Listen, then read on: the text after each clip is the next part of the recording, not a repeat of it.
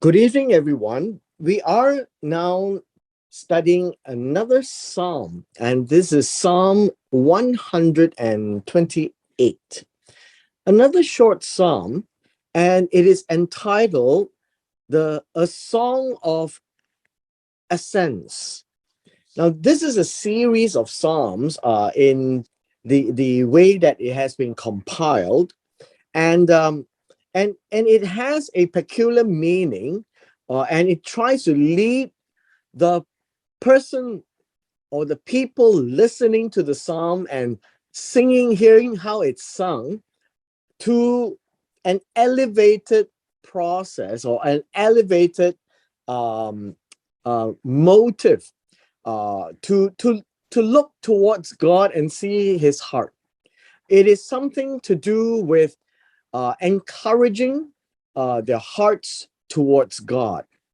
And so it is called a song of ascent. Now, the word song, as we have seen yesterday, it is poetry, nevertheless, right? It is poetry of ascents, means it's about elevation, it's about stairs, it's about going up, upwards. Perhaps it carries a spiritual meaning, to direct attention towards God, to look at things at a higher plane. And that would be a fair explanation of this title. Now, is the title important? As we have seen, titles are important, and it gives us a context and a framework as to how this song is written.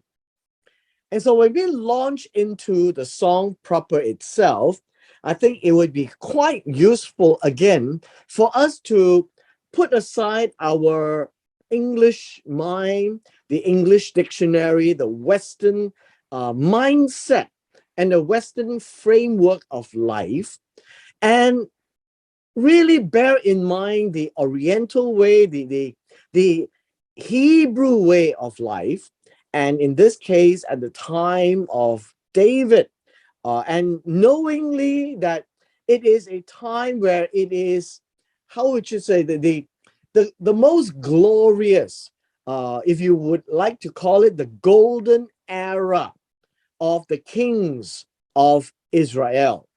And in that sense, we begin to understand how the psalm is put together, because it is to lead the people as they hear this to a higher plane.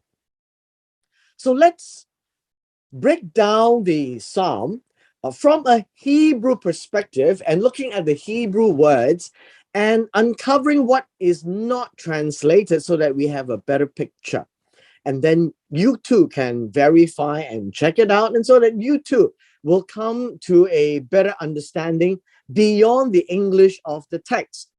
What we have here on the screen is the New King James Version.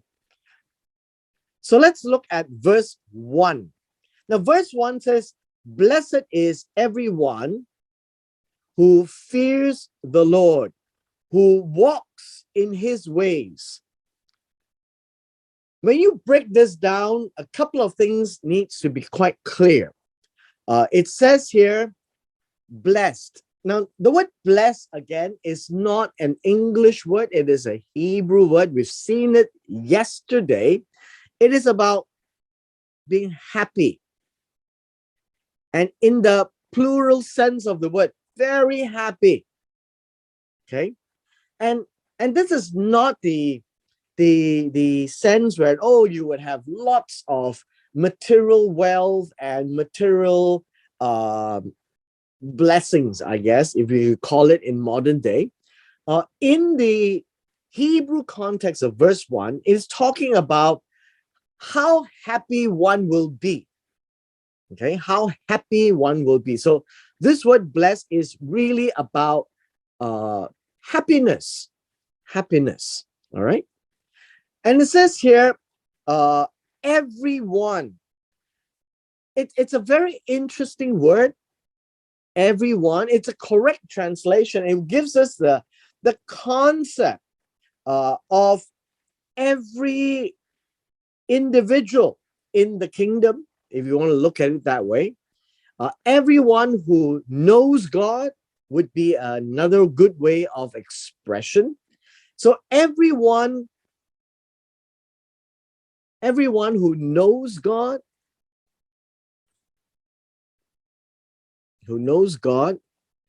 and then we have this word here, fears the Lord. Now, first of all, we need to know who God is, and that would be Jehovah. There is no ambiguity here. Everyone who knows God, by implication, is the one who knows Jehovah. And we have another word here, everyone who fears the Lord, and this would be one context. The word who fears is the word who defines the word everyone. Everyone who knows God will fear God. And the word fear, let me just put it at the side. Fear literally means to be afraid. Okay, be afraid. Now we have the modern day concept of fear, that is to be reverent. But I would like us to now think about the Hebrew understanding of fear. Right? This word fear literally means to be afraid. To be afraid, or to be to fear God, to be afraid of what? That would be a fair question to ask. The idea of fear here is not in general, like kids are afraid of the dark or things like that. I mean, you're afraid that somebody would jump at you at the corner of the street where there is no lights. That's not the kind of fear that we're talking about. This is fear God, who is a consuming fire. He is the judge, and he will judge our decisions, what we choose to do and how we live our lives. That is the meaning of fear God. That if you know God, you will fear God, because knowing God will know who he is, his character, and of course what he wants. And he has given to Israel in what they call the Torah of Moses, commonly known as the law of Moses, but essentially they are the set of instructions and commands and statutes and judgments. And so to everyone who fears God is everyone who knows God in the way God reveals himself to them. And so this is not talking about everyone in the world in this psalm. It is everyone in Israel who knows God and who will fear God, because not everyone who knows God fears God, but everyone who knows God will fear God and knows God the way God has revealed will fear him. And so we have seen this at the end of the book of Malachi when we finished that. And throughout the whole of the Hebrew Bible, the focus has always been to fear God. And I hope that we can correct our understanding of fearing God, that it is not what we call a reverential fear in that sense. It's much more than that. For example, the reason we go to the palace and we are always very fearful to do anything wrong when we enter into the palace. Why? Because the king has the authority to punish if we do anything that is incorrect or that we have not complied to the protocol. How much more then that we approach God, the maker of heaven and earth, that when we come to him, that we should fear him, because he is ultimately the one who can take our lives by judging what we have done wrong. And so our choices in life is important. And thereby, fear God is not to be paralyzed by fear, but to be walking in light of the fear of God. The fear that rightly God deserves. Now, this is something which we don't talk about very much because modern day people don't like to be afraid of anyone. We like to be our own Lord. We like to be our own master of our own lives. However, in the biblical context, particularly of this psalm, when it talks about the one who fears the Lord, is an active fear, an active attitude. This is an adjective to define the one is being talked about, but basically it speaks about the attitude of this person who knows God to this point of fearing him, that every decision that he makes in life is made with a conscious awareness that God will judge him should he make a wrong choice. That is what it means to fear God. It is not about paralysis. It is about an honor of who God is. He is our maker. He is our God. He's our king. We like to use the word the supreme master, the sovereign Lord. Well, that's what it means. That if God is our sovereign Lord, that he is the one who rules over all things, that we ought to fear him because he judges all things and he will judge our choices and decisions in life. And that is how this verse is expressed. Now, continuing on in the second part is this: who walks in his ways. The idea of the word who walks literally could be expressed as the one walking, right? The one walking in his ways. And this is important, and let's break this down. It is talking about not one who has walked, but one who is presently walking. And that's the grammar that we need to get a handle of. It says, happy is the one who fears God. Happy is also the one who is walking in his ways. Now, what is ways? Now, ways comes from a very simplistic word. It is direct. It merely means road. If there is a road that is God's road, what exactly does that mean? It means that whoever walks on this road is walking according to how God wants him to walk. Everyone who is walking this road knows the destination of the journey. It is not a one-step deal. It is a lifelong journey. And so the word road is also translated as journey because it is a life engagement. It's a relationship with God that you walk constantly in fear of him by choosing the right decisions guided by his instructions. Well, his instructions, in short, would be the Torah. And that's how the psalm is encapsulating happiness. No, you'll be very, very happy for everyone who fears the Lord, who walks in his ways, and this makes it an A and a B. When you fear God, you will walk in his ways and you will walk correctly and make the right choices in fear that God will judge us when we do it wrongly.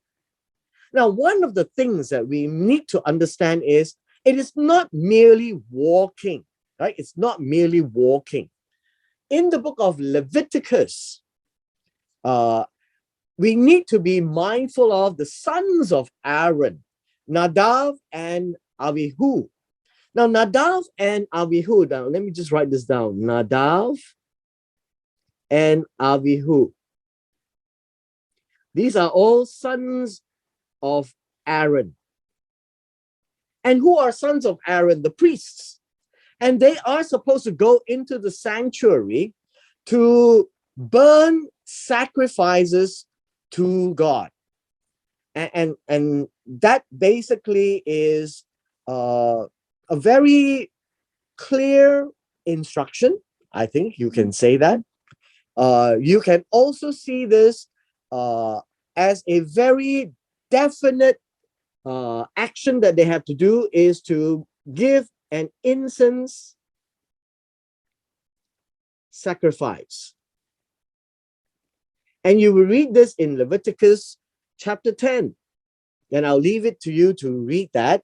And why am I making that judgment? And with regards to this verse, is this: it is not merely making a sacrifice, because in Leviticus chapter 10, Nadav and Abihu went into the sanctuary and they made a sacrifice of strange incense, meaning not the kind that God had instructed. Now, we don't really know exactly how and what it was comprised of, but God was extremely angry. So it is not about them not sacrificing, it's that they actually sacrificed, but they chose to offer the wrong type of sacrifice. Now, what is the wrong type of sacrifice?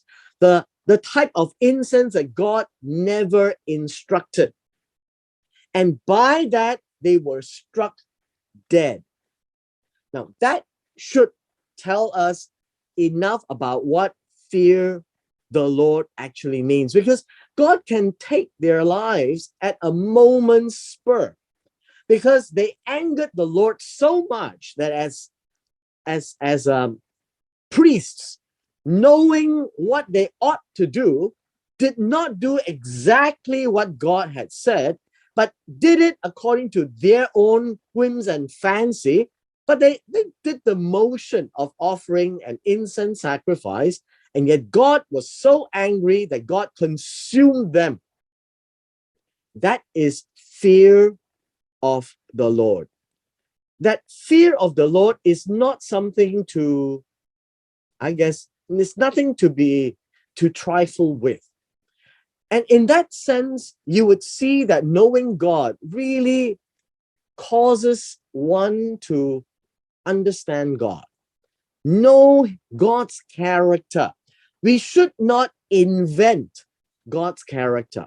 We should not make up God in our mind that God isn't.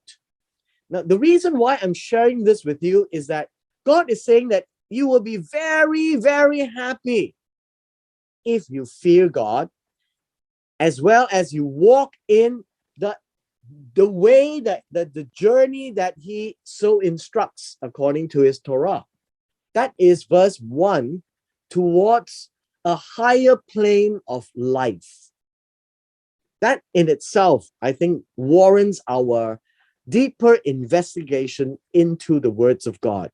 So fear God is something that has to change in our mind, that we should put aside our 21st century reverence kind of fear, and really embrace the fear the Lord concept that God can take our lives at any time.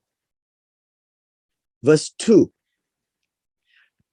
It says here, when you eat the labor of your hands, you shall be happy, and it will be well with you. Now, this verse is quite quaint because it's a very oriental expression. Now, remember, the Israelites are an oriental culture people. We too are an oriental culture people. Now, not the modern day, but at least in our ancient days, when you know how the ancients of our people live, and that would resemble very closely to how the Israelites live. And so the thing that they talk about most of the time is eat, drink, and be merry. And here we have this word, when you eat. And this literally means eat. When you feed, I think that would be an alternate word that is good. Feed on what? Obviously, these are things that you can eat. But this word here, the labor of your hands, is something that we all must understand. This is not about taking things from other people, not about stealing, not about corruption, but it describes the produce or the fruit of your hands. And the word hands here is actually the palms of both hands. That's the picture of labor of your hands. It means that you have gone out and you've worked hard with your two hands, and you have obtained the fruit or the produce or the outcome of the palms of both hands. And this is not about stealing and robbing and cheating. This is the genuine result of what you have gained. And God says, you should eat of it. Now, where did we hear this from? Is when we were studying the book of Ecclesiastes. Eat, drink, and be merry, but within the confines of the Torah. And the idea here is that God says, if you have labored with your hands, you should enjoy the labor of your hands. You should eat of the labor of your hands. And that when you do that, you shall be happy. That's the word, asher, blessed. Well, same word here. Let me just draw an arrow. This word blessed is the same word happy. You shall be happy. So fear the Lord, walk in his ways, eat the produce of your hands, you will be happy. And then it goes on to say, it will be well with you. The word well with you is a simple phrase. It means be good. And I guess it will have a connotation of being very good. It is a very, very, very prosperous. And being prosperous, it would mean that there would be lots of it. You'll be enjoying it. So the idea of good is good in the eyes of the beholder. So who is the beholder?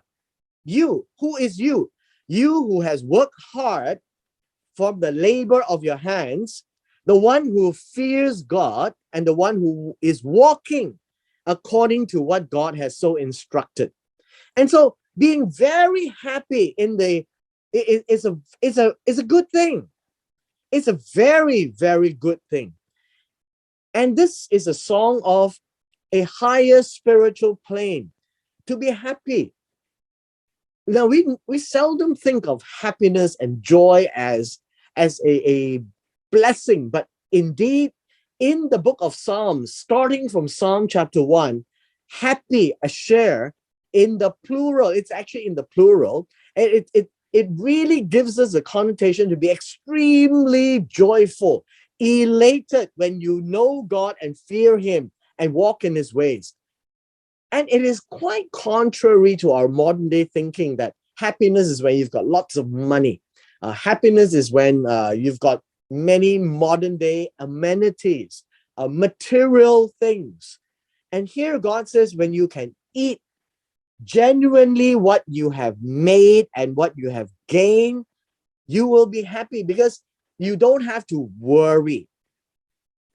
Now, verse 3 now tells us that some description of this extreme joy.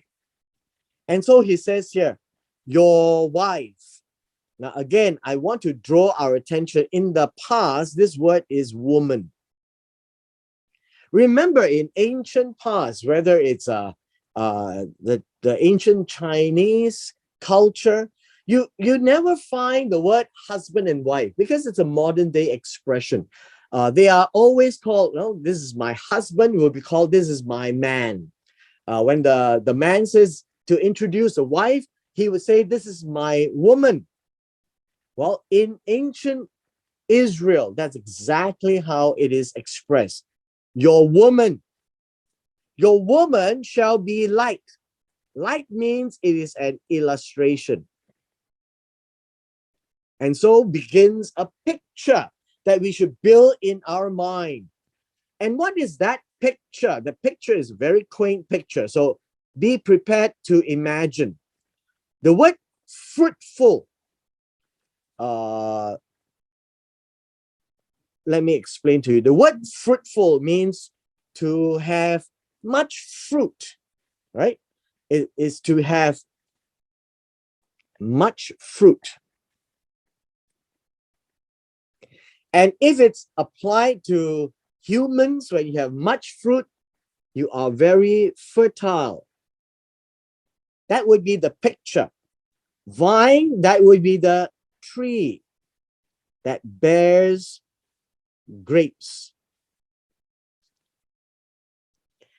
And this is the picture. So your woman, and so it's talking about the man who fears God. Your woman will be like a vine tree that bears lots of grapes. Now we have a very interesting expression, in the very heart of your house. Now, this very heart means in the inner recesses. In the inner recesses of your tent. Now, yesterday we have learned, right? The word house is really a tent, the place of abode, place where you live. And the very heart of your house is not the human heart. It means that it's in the very secluded area of your house. And by this, it gives us a picture that a man and a woman will have children in secluded places, not public. Now, they're not shy to talk about making children. But the idea here is that this is a song, this is a psalm, and it's painting this picture that your woman will have lots of children. And whenever you are trying to have children, there will be children. Now, of course, in a modern day, this would be a kind of a shock because people don't want to have many kids. But having children in all Israel days is a good thing. And I guess even in ancient Chinese culture, it is a good thing. And whenever you have a wedding ceremony, you always wish the couple to have lots and lots of children because that is the culture.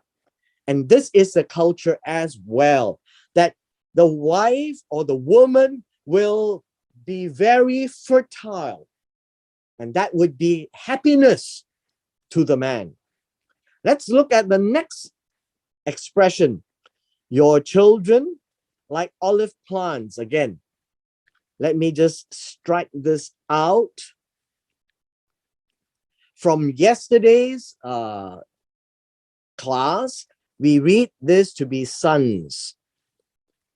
Your sons will be like olive. In this case, it's not just olive, but they are like olive, how should we say? Olive shoots, right? Olive cuts. Or what else can we say? Olive twigs. And this is for transplant. Now understand this, that olives can be grown from seeds.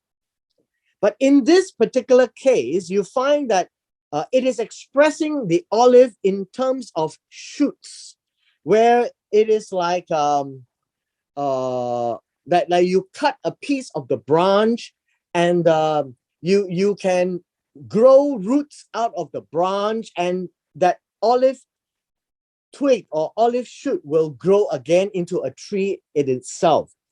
Now, olive, as it's described, is a very bountiful plant. It is very, well, it's one of the plants that God had promised in the book of Deuteronomy, that when they enter into the promised land, they will have wheat and barley, and they would have pomegranates, they would have grapes. So we've spoken about grapes here, and olives, right? Olives. Now the last one will be honey dates, right? And so this is one of those. And whenever you talk about olive is a very important plant in the religious life of Israel. Why?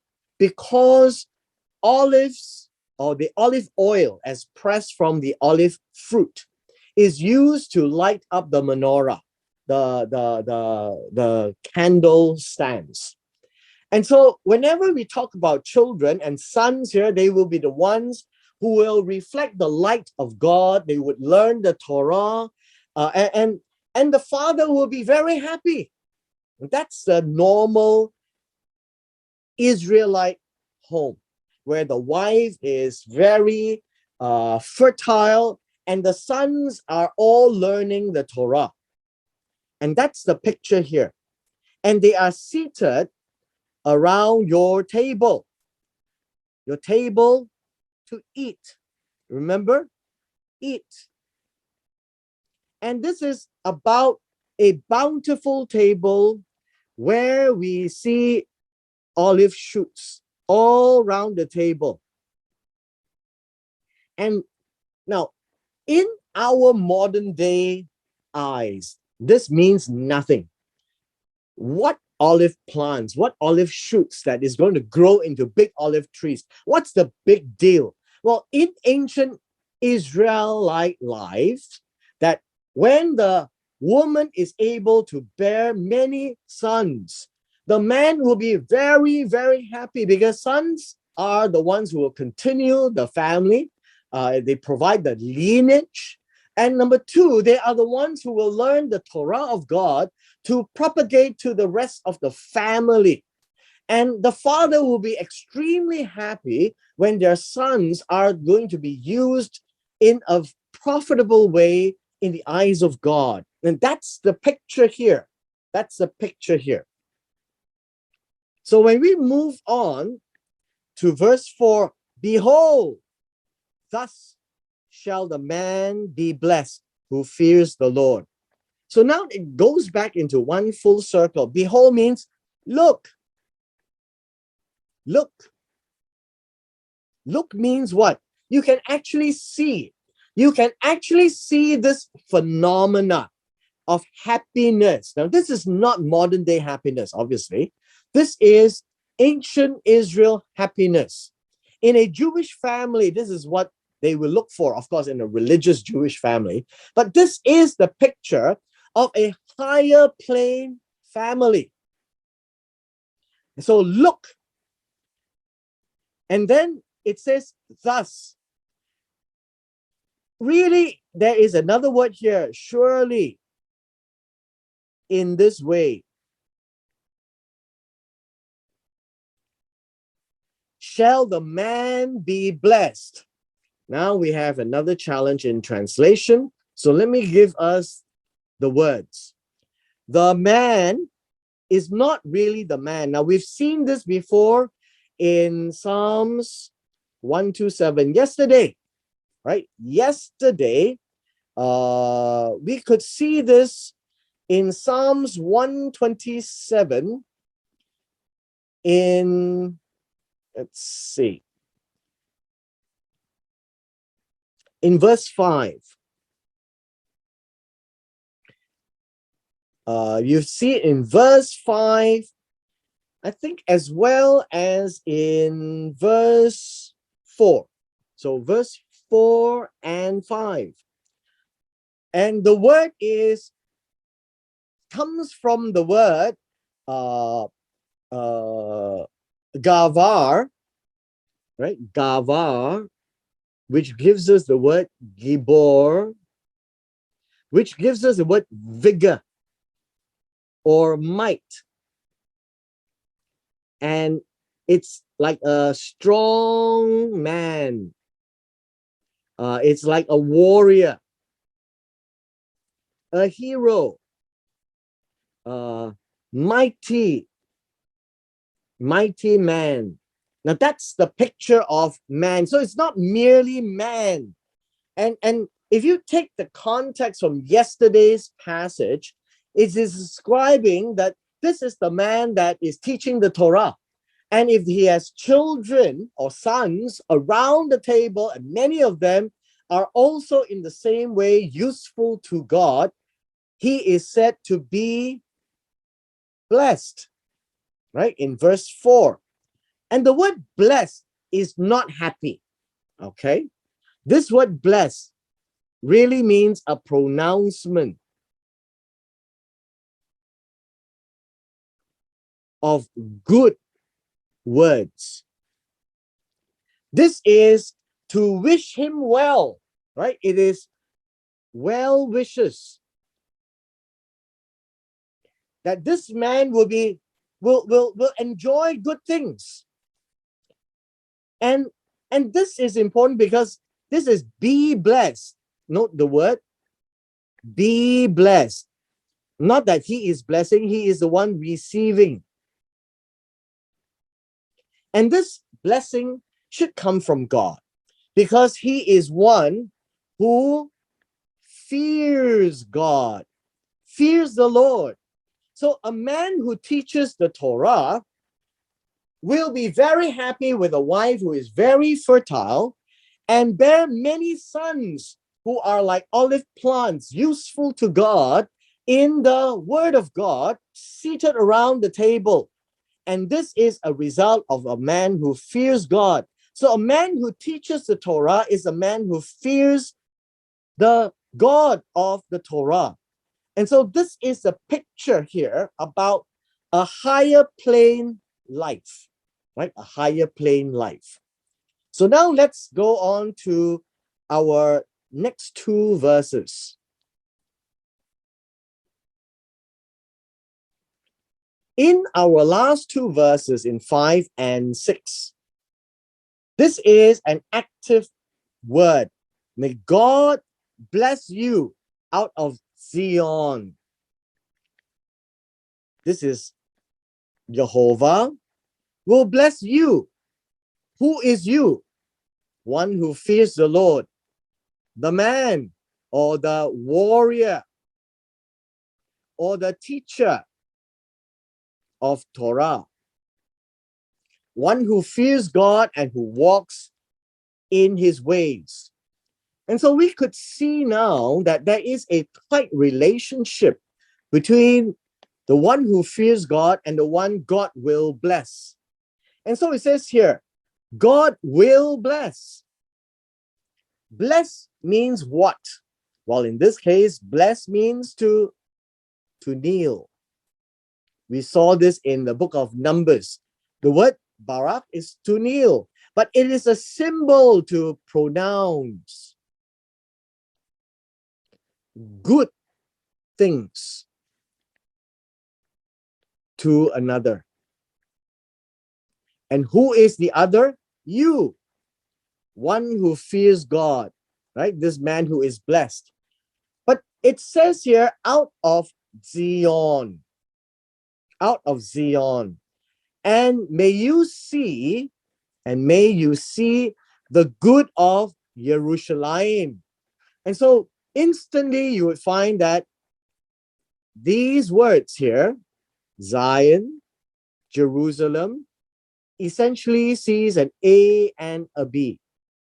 It is about God's blessings, and the blessings are good things. All right, right here. And so it says here, the Lord bless you out of Zion. Zion is another name for Jerusalem. It is the place where God has appointed as a signboard, as a signpost. that points to peace. And the peace is of God. And that's why Zion is called. So whenever you talk about Zion, it's like a signpost. It points you to a location, the location where peace is. Shalom. And so Jerusalem itself is the city. Yeru is to point to peace, to shalom. Now, to point is yaru, or from the word yara, and it is to teach peace, right? It's to teach shalom. And so Zion is a signpost that points to peace. So Zion and Jerusalem are interchangeable names. And it says here, see. See really means to that you can actually see and observe, but more importantly is to experience. That would be the case, that God's blessing and good things can be enjoyed, right? Can be enjoyed. And it says here, for how long? All the days of your life. Now, we've seen this, all the days of your life, all over the book of Psalms, like Psalm chapter 22. And I will dwell in the house of the Lord forever, right? It means all the days of his life. So all the days of your life also means this. If God's blessing may be upon you all the days of your life, it also implies that all the days of your life, you should fear God and walk in his ways. Verse 1. That's how it works. God will not bless anyone who doesn't fear him and who doesn't walk in his ways. And so these are they are congruent to each other. That one leads to another, and it is iterative. That if you fear God and walk in his ways, he will bless you and make you really happy, as described here, that your children will be used by God and they will be useful olive shoots. And you have many of them. And so these are all very Israelite type of blessing. And it says, yes, that you may see. So seeing is literal, right? You are literally seeing, that you can see, active, right? Actively see. And you can also enjoy, experience. But this is very interesting. Your children's children. What does it mean here? Literally, it means your sons to sons. Your sons to sons. Your sons to sons means you can see your son's next generation.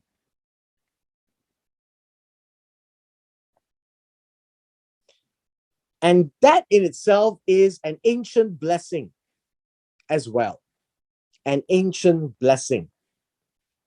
Now, we may not appreciate this, but you can imagine that if you were an Israelite at the time of David, and you hear all these things and you are encouraged and you're spurred on, because true blessing and happiness comes from a higher plane of life, fearing God and walking in his ways.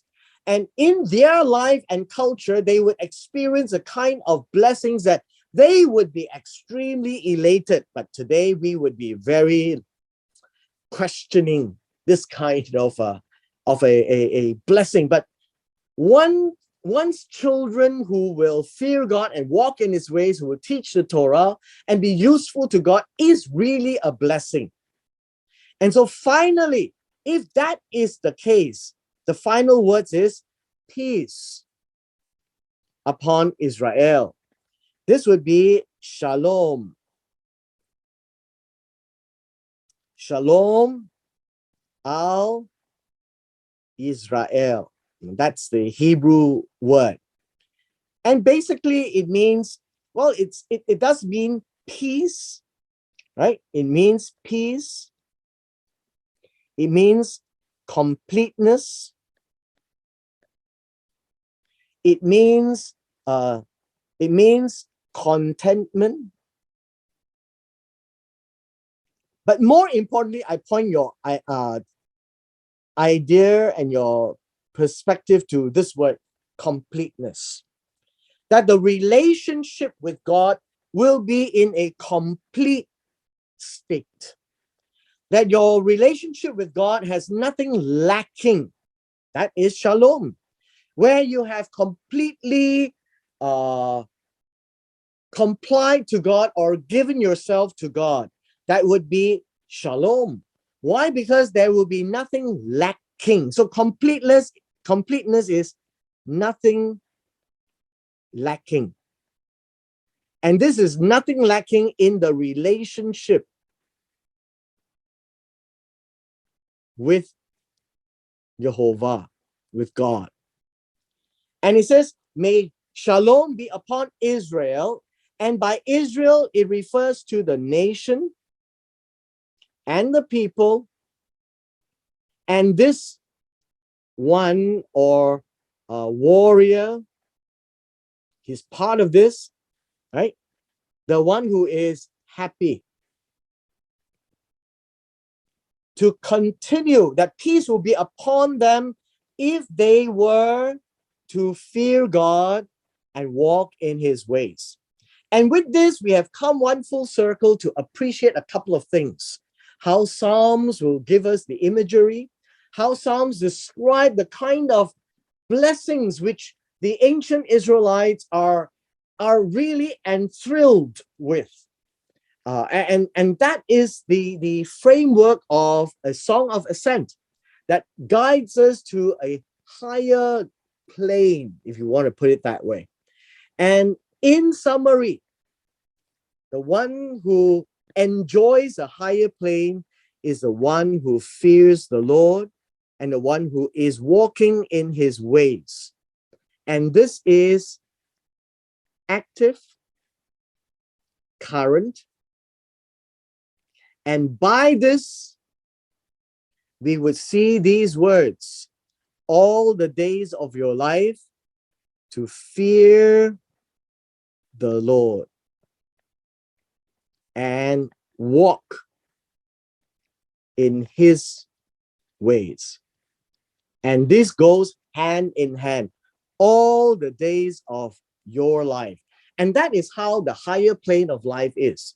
It is not a 1 second thing, 1 time thing, or 1 step thing. It is a lifelong journey, a lifelong relationship with the God of Israel. And that is how this psalm encapsulates the blessing, but as a guide to live at a higher plane. There is no mystery.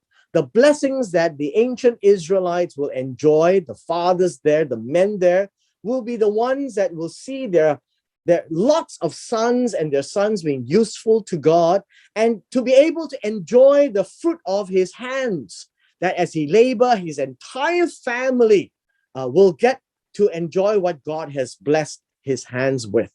And with this, we come to the close of Psalm 128.